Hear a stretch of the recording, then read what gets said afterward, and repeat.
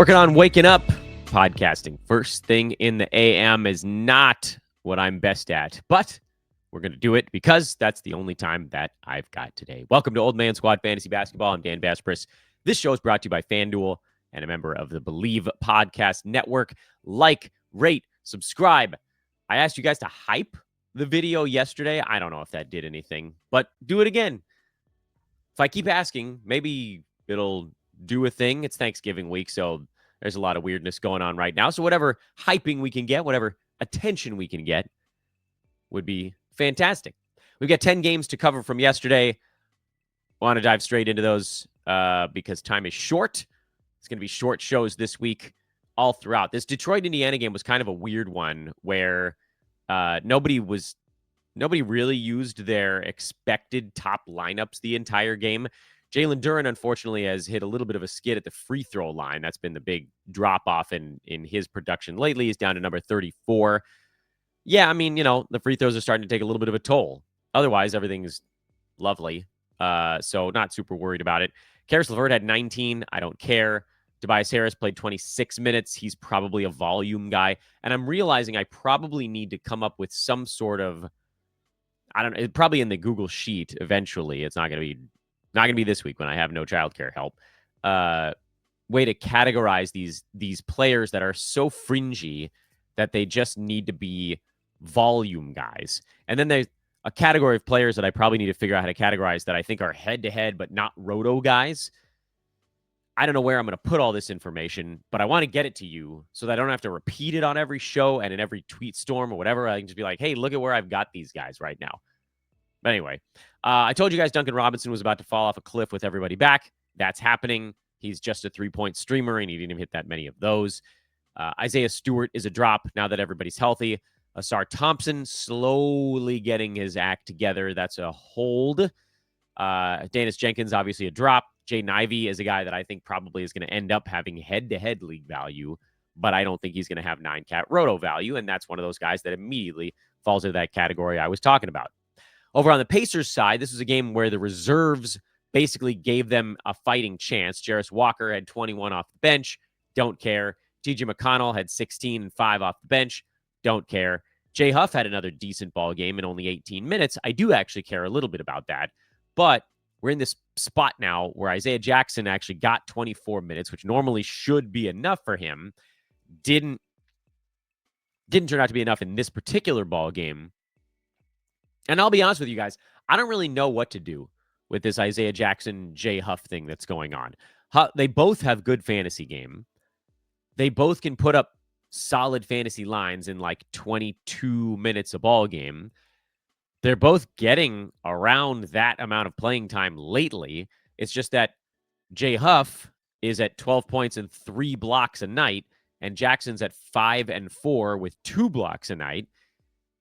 So I don't know what the right answer is here. I mean, if Isaiah Jackson keeps starting, he's probably the safer bet between the two. But if it really is just going to be kind of a minute split, you could almost make an argument for both of them or neither of them. Because I also don't think Huff is going to block 3 shots in 23 minutes every game. Yeah, he's a good shot blocker, but it's not going to be at that rate. That is not sustainable. I think for the moment, I'm not adding either of them. And I realize that maybe that means that I miss out on something, but I also don't think that either one of these guys is a lock to have good enough 9-cat value every single night. I think you can use either or both of them if you need blocks. If you want field goal percent, you lean Isaiah Jackson. If you want threes and not as bad of free throw numbers, you lean Jay Huff, but probably not guys that you're dropping into a lineup every single day. That's where I'm at with it.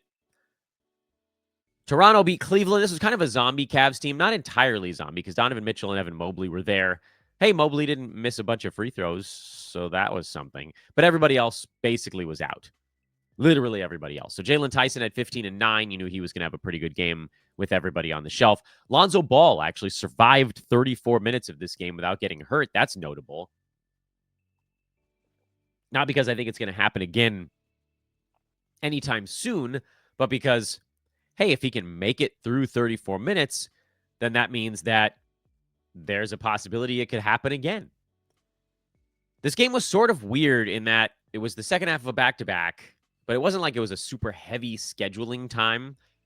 The Cavs now go into a stretch where they have one game over 5 days, and then they go into a stretch with 5 and 7, leading into the NBA Cup championship stuff. During that span, there might be a window for Jalen Tyson or Lonzo Ball. So I would say you don't have to do anything with those guys today because they don't play for 3 days. And I don't think you even need to do anything with those guys on Friday because I think most of the Cavs probably play in that game. But one of those 2 games on the 30th, December 1st back-to-back, guys are going to sit.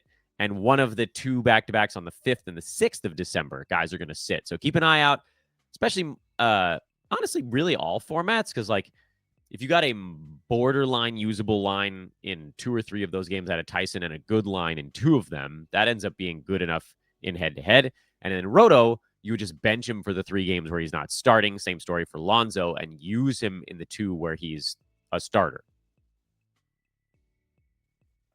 So again, nothing you need to do today, but something that could be useful for us in a couple of days. Sandro had a pretty nice ball game, but only 21 minutes. And again, the Raptors are trying to sort of kid glove Jakob Poeltl a little bit. They're not trying to overplay him, and they didn't need to here. 7 points, 13 boards for Jakob. You're not picking up Sandro while Jakob is healthy. You can, again, look ahead, try to figure out when the Raptors are going to rest Poeltl. They have a back-to-back. They actually start a 5 and 7 on Saturday of this week, so one day earlier than the Cavs we just talked about. And so Poeltl will get some time off in those. And there might be some borderline usable lines out of Sandro. I don't think he's a guy that he's not reliable enough, really, putting up a good line every ball game. He'd probably be okay in a few of those. So I don't know that I would do anything with this regardless.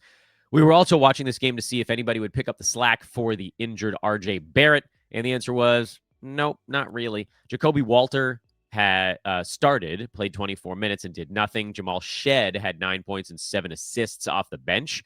Also 24 minutes, though. So there wasn't any one guy that played starters minutes for RJ, and so I'm not picking anybody up. The Knicks beat the Nets, and Deuce came back for this one. I was talking about how I thought Jordan Clarkson was going to be a points league ad if both Shamet and McBride and OG Anunoby were all out. So I shouldn't even say both. That would be all. But McBride came back, so he took that starting spot that Shamet had and didn't really do anything with it. You don't need to add Deuce. If you wanted to play him in a volume spot, I think you're probably okay enough to do that, but New York doesn't really have that coming up. It's a 4-game week, but they don't have any back-to-backs mixed in. So this is a spot where I don't think I would do much of anything. Josh Hart continues to slowly ascend the rankings board. It was just kind of a matter of time for him. Guys being out has certainly expedited the process, but he's top 75 over the last couple of weeks, and everything seems to be fine there. The Nets had an interesting fantasy line, mostly Noah Clowney, who played 39 minutes in yesterday's game, scored 31 points with 7 threes on good percentages. Still not a big-time rebounder, still not a big-time assists guy. The defensive stats actually went away in this ball game, but he's top 60 over the last 2 weeks, scoring 18 points with 3 threes and 2.4 defensive stats per ball game. I have no idea if that type of stuff can stick. We've been hoping since the end of the 23-24 season that Noah Clowney could re-find the defensive stats that disappeared for a while. And lately, it seems like maybe he has done so. I know he's obviously not going to score 31 points a night. He's probably not even going to average 18 points a game, which is what he's done over those last 2 weeks. But he's on a pretty good roll right now. 49% shooting over the last week, 90% free throw over the last week, big-time three-pointers over that stretch, 2.5 defensive stats over that stretch, even without any in this ball game. I think, if you wanted to know what I expect to happen long-term, I don't think that he's a top 100 guy for Roto, but I do think that for guard builds, he's a guy that makes a lot of sense because he's got power forward eligibility. There might even be some spots where he has center eligibility, and you can drop basically, very young Jeremy Grant into that spot, then great. But is that a guy that's going to hold 9-cat value if he's not rebounding or passing? And if the threes drop at all, or if the steals and blocks drop off at all, then he probably falls outside the top 100. But again, that's why you kind of want to use 2 different rank boards. Those are happy noises in the background. 2 different rank boards, depending on what type of format you're playing and what kind of team you're building. And that's where he would make more sense. Michael Porter Jr. continues to be solid enough. This was a slower ball game for him. You kind of had to figure that a little drop off was coming. I'm not interested in Drake Powell. I'm not interested in Dillman until he's playing more consistent starters minutes. And then again, this was a game where Nick Claxton slowed down a little bit as well. I mean, I would sell my soul for Day'Ron Sharpe to get mid-20s in minutes, but it's not going to happen until Claxton goes away, which, as we saw last year, took until like the last 4 games. Sounds like Anthony Davis is getting close for Dallas. There was a report that surfaced this morning that he's practicing or will practice tomorrow, I guess. Mark Stein reported that, so that's something you can trust. In the meantime, Mavs are still not playing Derek Lively. The Derek Lively thing is absolutely killing me because he has so much fantasy potential. I mean, he's top 90 in 18 minutes a game since coming back from his injury, but he's played 2 games. He's resting seemingly every other game right now.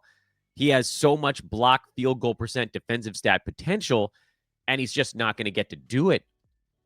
And I truly don't know what to do. If you're in a head-to-head league, I don't see how you can possibly hang on to Derek Lively. If you're in a roto league, you can just stash him and hope that this thing eventually, his injury situation gets sorted out. But also, I get it. Like, if you can't, you can't. I'm trying to. I drafted him in 1 league, and I'm squatting on him in that league. Meantime, Daniel Gafford got 28 minutes. He was solid again. I mean, if he's playing starters minutes, he puts up huge fantasy numbers. PJ Washington is a weird one because it feels like he's been pretty good all season long, but he's actually ranked 144 because his percentages have been so bad. I think you got to hold him because that 43 from the field and 67, 68 at the free throw line has to get a little bit better. He will take a hit when Anthony Davis comes back. I think he'll still do enough. So PJ's a hold. Gafford's a play until the minutes disappear. And then again, outside of Lively, who you're squatting on, I don't know who else on this team really needs to be on Cooper Flagg, obviously. I don't know who else needs to be on rosters. Max Christie has been quietly fine for the better part of 3 weeks. He's top 90 over the last week, but he's shooting 55% from the field and 100 at the free throw line. That's not going to hold, obviously. So that number will very quickly fall outside the top 100. Brandon Williams was not very good in this ball game. D'Lo, not very good. I don't think either one of those guys needs to be on rosters either. It is, whoopsies, I hit a button that I didn't intend to hit. How do I fix this? Did I already fix it or did I screw it up? Nope, I think I fixed it. So no, I don't care about any of these guys. For the Heat, Tyler Hero came back. Norman Powell went out. 6 of one, half dozen of the other on that one. So it didn't change what everybody else was doing basically at all. Meaning, I don't think you have to shift anything. Davion Mitchell was not quite as good here, but you're going to hold there until you figure out what this team is when Hero, Wiggins, and Powell are all on it together. Wiggins also out right now, which has helped Khalil Ware. He stayed in the starting lineup, and he's putting up massive fantasy lines. I do wonder if Wiggins' return does finally end this Pelly Larson nonsense, but we'll see when it happens. But it feels like Khalil Ware is safe now. Portland got a win. They needed it. They haven't won very many games without Drew Holiday, but they won this one. Time Lord actually had a pretty good ball game in 16 minutes, but that's not something you're acting on. Donovan Clingan has been very good lately. Jeremy Grant has done a lot. It took 19 free throws in this game. Jeremy Grant's done a lot with Shaedon Sharpe out, so you can play him. I do still think that, you guys know my feelings on Jeremy Grant. Eventually, he's going to disappear. And this is one of those nice little stretches where you might be able to sell high on him. He's back inside the top 100 again. But as soon as Sharpe comes back, down he goes. And when Holiday comes back, go a little farther down. Toumani Camara had a good ball game. 13, 7, and 3, 2 steals, a block, and 3 3-pointers. Slowly but surely, guys. You know those numbers are going to get better. Rare off day for Denny Avdia. He'll be fine. Nothing really to take away there. Bobby Portis remains the ad for Milwaukee with Giannis out. Miles Turner, Ryan Rollins, the only other guys you can play. If you badly needed to play Kyle Kuzma in a points league, I guess you could, but gross. Denver, this isn't how this. I'm reminded of like what was the character's name? Famke Janssen played a character in GoldenEye. Onatop, I think, was the last name, and I believe she died saying the words not like this. Xenia Onatop. In any event, with Denver, not like this. But we'll take it. Cam Johnson looks good now. It just took 2 starters to get out of the way. Peyton Watson is rolling. Those 2 guys are very clear adds, holds, pickups, whatever you want to call it, along with Jokic and Jamal Murray. So Denver's got 4 fantasy startable guys right now. And Aaron Gordon and Christian Brown are out for a long time. So enjoy. The Grizzlies, they continue to be a very weird situation. This team just doesn't want to exist this season. Like, no team looks more listless out there than the Grizzlies. I know they're 6-12, so they're not as bad as the Jazz, the Clippers, the Kings. The Kings have won a couple games in a row. The Mavs, the Pels. It just feels like the Pels feel like they're turning the page. The Clippers just look old and cooked. The Mavs also feel like they're turning a page. The Grizzlies just feel like they're in between, like someone's turning the page of the book, but they stop part way, and nobody really knows what we should be doing. In any event, Zach Edey hurt early in this game. Hopefully it's not too bad. It was a head injury. Jock Landale came off the bench, replaced him, and had a huge ball game. And Jock was pretty good, actually, when Edey was out. So put Jock on your list of guys to consider as we get more injury news. Jalen Wells finally had, I think this is probably his 2nd good game of the year, so you're not doing anything with that information. Vince Williams Jr. is a guy you're going to continue to play while Ja is out. Jaren Jackson Jr. came back and was super blah. Cedric Coward, you're holding JJJ, obviously. You're not picking up Cam Spencer. Cedric Coward is a guy we need to talk about. He's cooled off a lot outside the top 200 over the last couple of weeks. And it just feels like the grind of the NBA season has finally caught up to him a little bit. The efficiency that he was playing with was seemingly unsustainable. Field goal percent down to 46 now. Free throw still very good. I think if you can, and this is probably easier in head-to-head than Roto, actually, because you're going to get something out of him. But if you can hang on to Coward and just try to ride out what could be a multi-week slump, I would try to do it. If you can't, I also understand. So he's a panic hold kind of guy. But when I say panic hold, I also realize that some of you guys, like, it just doesn't work. Santi Aldama, I do think he's probably going to taper off a little bit here with JJJ back, but he was good in this ball game. So probably keep playing Santi as long as he's continuing to get shots up.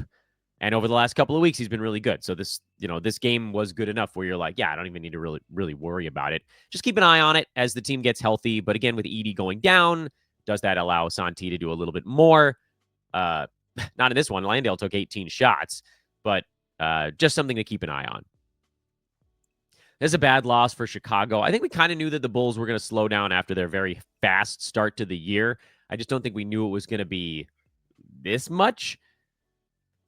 Good news in this ballgame for Chicago is that Trey Jones played 28 minutes off the bench and had 10 points and 11 assists. He didn't get any steals, and he missed a bunch of free throws, so the fantasy line is not going to look that great.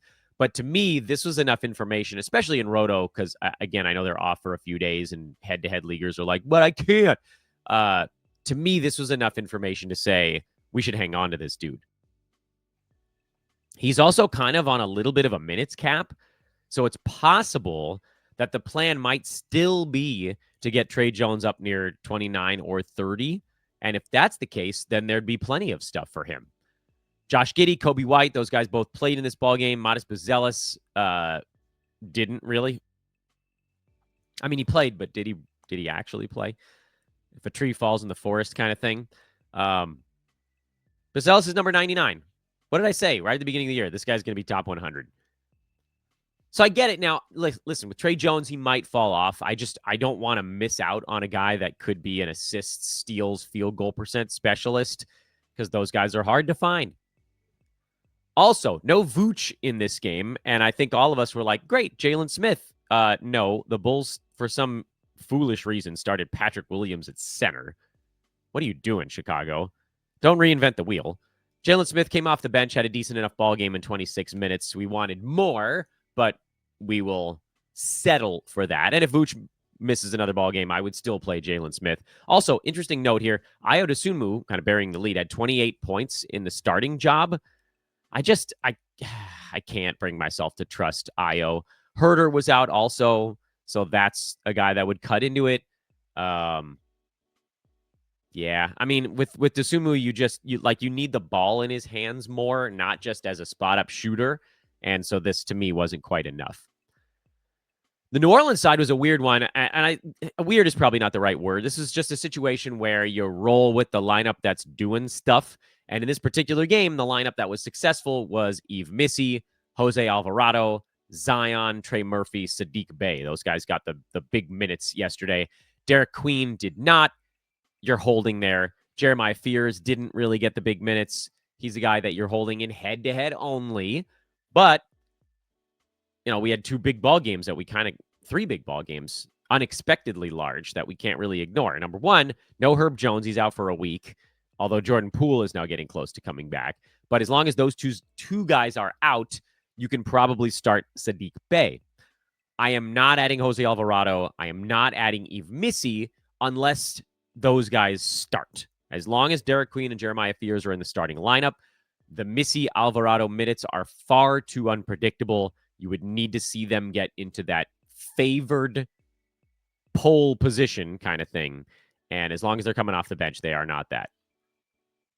No Kevin Durant, no problem for the Houston Rockets. Amen Thompson had 28, 7, and 8. He's quietly been much better lately. Still not getting the defensive stats that we wanted, but beggars can't be choosers right now. We're trying to figure out if anybody would pick up the slack for Kevin Durant that wasn't already on rosters, and the answer is no. Josh Okogie feels like the closest thing. He had 9 and 6 with 3 steals, but I don't think there's going to be enough consistency there. So you're just playing Shepard, Şengün, Amen Thompson, Jabari Smith Jr. Aaron Holiday had 22 points off the bench, but no, I can't bring myself to trust Aaron Holiday. So I'm just going to do nothing for now. No big surprises for Phoenix other than a little bit of a letdown situation. Made it 22 minutes without first kid interruption, but it was coming at some point. For the Suns, the only surprise was disappointment, unfortunately, because Ryan Dunn was out, and we all figured that meant Jordan Goodwin was going to have a really fun fill-in game, and the Rockets just totally shut him down. But if I have another chance to start Goodwin in a starting role, I'm doing it. Do not be dissuaded by this one, because you saw what he did in the previous ball game. Big numbers. He always puts up nice lines when he's a fill-in guy. This one just didn't really work in his favor. He had a really bad ball game, and the Rockets were excellent. Colin Gillespie's a start with Grayson Allen out. Dylan Brooks is obviously a start. He has been for a while. Royce O'Neal is a start with Jalen Green out. Devin Booker is a guy that everybody's asking about right now, and I'll be honest with you guys, it's been a disappointing start to the year for Book. He's number 61 in 9 category leagues. Obviously a lot better in 8-cat with those 4 turnovers per game. But I think we all assumed that he was going to be taking 20 shots a night. He's at 18.8. I think we all thought that he would get more than 6.9 assists. I think we thought his field goal percent would be better than 46.9. So there's all these little things that could still tick in the right direction, but it's possible that being the only guy teams have to focus on has actually kind of worked against him a little bit. I would say aim for Booker to get into the 30s in 9-cat and still a second rounder in 8-cat. So don't freak out. Probably, if you want to call him a buy low, I think you could, although whoever has him is probably like, yeah, most of these numbers are pretty good other than turnovers, so it might not come at much of a discount. But yeah, I think we can all safely say we wanted more. How many games are left? 2 games left to discuss. Hey, quickly here, promo time. I didn't do any on yesterday's show because we were rushing even more than this one. Please check out all the stuff in the show description. There's a ton of it in there. The Google Sheet, it's totally free. It's got the streaming board. It's got the injury report. It's got the bubble boys. You can look back and see everything we did during the draft season. Anything that I put together in that Google Sheet is 100% free forever. The Discord is free. I do some of my nightly recaps in there. The Twitter is free. Cracked 30K yesterday. That's cool and also means nothing at the same time, but shows how many people love fantasy basketball. Follow over there.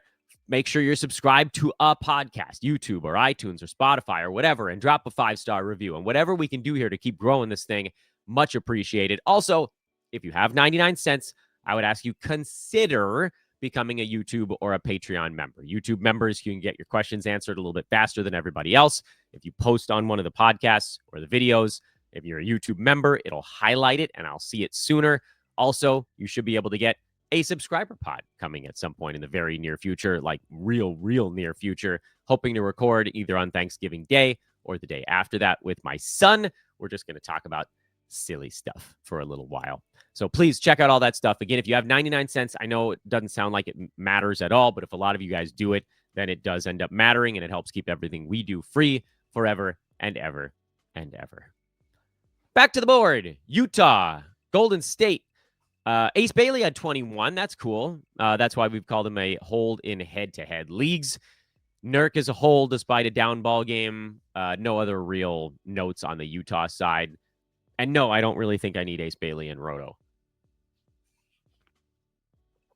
So the Warriors, and I'll be honest, I don't know how banged up Draymond Green is. This might have been the Warriors trying to find him a day off against a bad opponent. And the Jazz are 1-7 on the road. So it's possible that they were like, yeah, Draymond, you can take this one off. But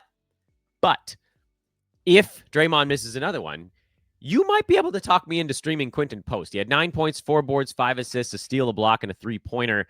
And he played 28 minutes. That's the thing that really jumps out. And if most centers in the NBA get 28 minutes, they're probably fantasy startable. Moses Moody had 15 points on 17 shots. He's a volume guy. Buddy Hield had 20 points in this one. He's a volume play guy. Gary Payton nearly triple-doubled. I don't even think I would put him on the volume play board. But Brandon Pajemski got kicked to the curb in this game. He's still probably a volume guy. Like, the Warriors are built on way too many guys, mostly in the rotation. And then Steph Curry, Jimmy Butler, obviously you play those guys every day. Draymond, if he's healthy and you're punting points, you can play him every day.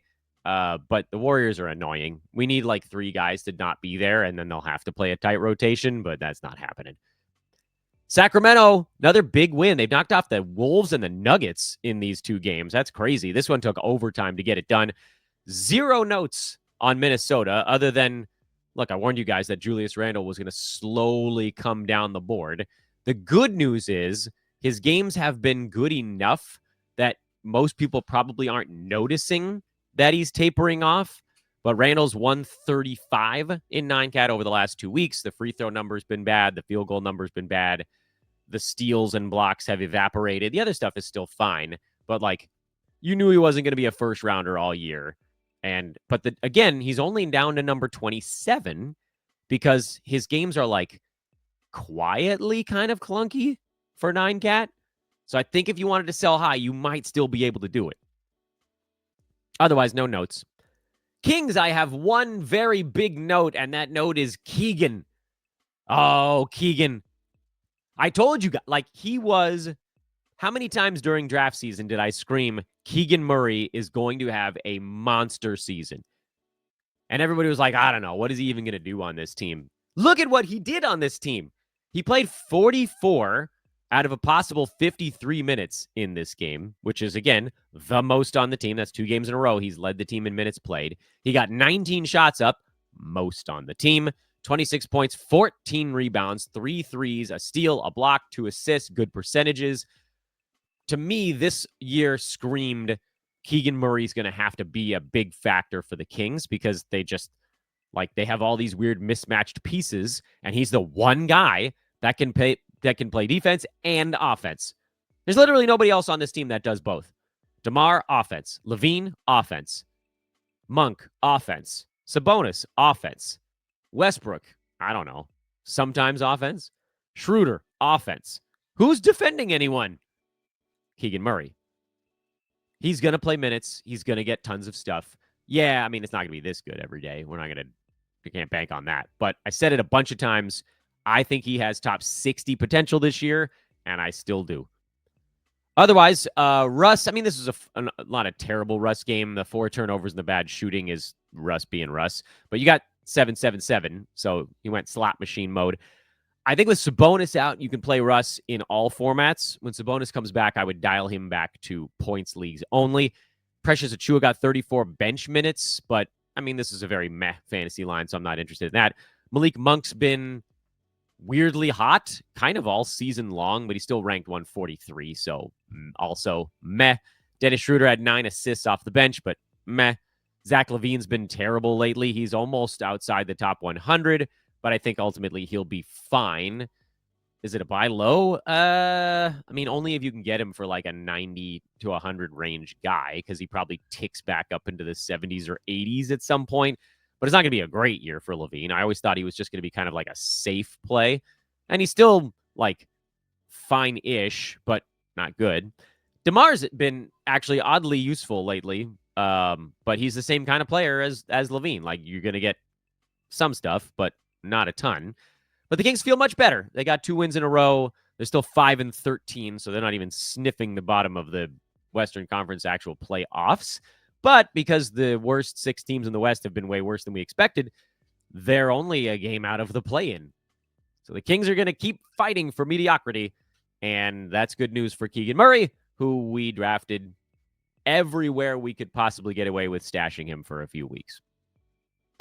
And that is your program. Zipping through a 10-game card. That's as fast as we can do it, folks. I'm Dan Besbris. Follow on Twitter, DanBesBris.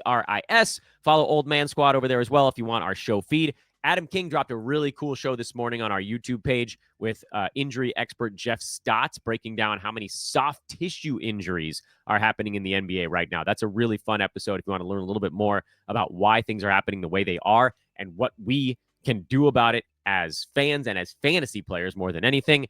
So nice work by Kingy and Jeff Stotts.